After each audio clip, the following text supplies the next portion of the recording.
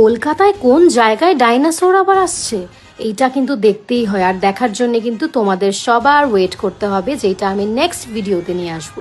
তো চলে গেলাম সেদিন বার্থডের দিন জারাতে একটু শপিং করতে। জারার কিন্তু প্রত্যেকটা কালেকশন ভীষণ অসাধারণ, তোমাদের সাথে কিন্তু আমি একটু শেয়ার করে দিলাম।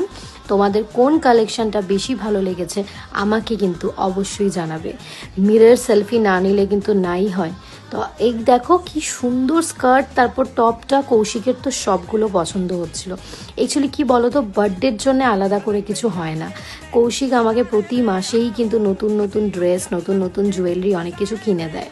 আর এই দেখো ব্যাগটা কি সুন্দর, কত সুন্দর সুন্দর জিনিস বলো কলকাতায়, সত্যি মানে কলকাতায় না প্রত্যেকটা স্টোরের কালেকশনই সুন্দর। তারপর চলে গেলাম ওখান থেকে কিছু নিয়ে প্যান্টালুন্সের কালেকশনগুলোও কিন্তু ছিল একটা থেকে একটা। তারপর গেলাম মেল সেকশনে, ওখানেও কিন্তু অনেকগুলো ড্রেস আমরা নিয়েছিলাম।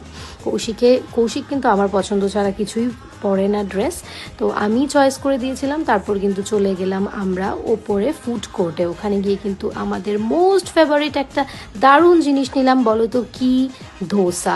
ধোসাটা ওখানে সাউথ সিটির ওপরে এতটাই টেস্টি, তোমরা কিন্তু সবাই একবার হলেও ট্রাই করবে। আর আমি বলছিলাম কৌশিককে ফার্স্ট বাইটটা তুমি নাও, নয়তো আমি খাবো না। ও বলছে আজকে তোমার বার্থডে, ফার্স্ট বাইট তোমার নিতে হবে। বললাম যে না, তোমারই খেতে হবে। তারপর ও নিল বাইটটা, ফাইনালি বলছিল দারুণ। আর সত্যি না, এখানে চাটনিগুলো এত টেস্টি, ধোসার ভীষণ ভালো লাগে, আমার তো বরাবরই টেস্টি লাগে।